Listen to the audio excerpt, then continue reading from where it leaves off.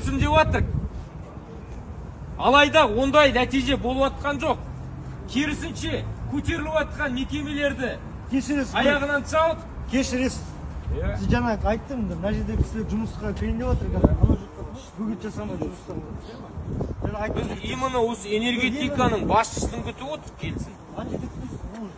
Неге ол жерде біз есігінің алдында күтіп? Аға, сіздің есіміңіз кім?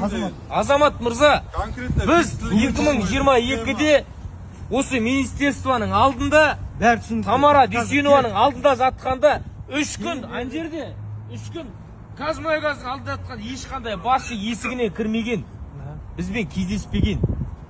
Біз сол жерде де шешіммен біз өңірде шешіледі деп бардық, мынау қайталанып тұр 1 жылдан кейін осы жерде.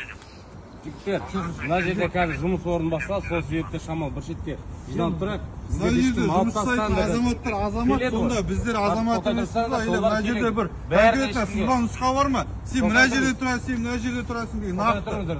Ешқандай адамға кедергі жасамайды. Жұмысқа келетін адамдар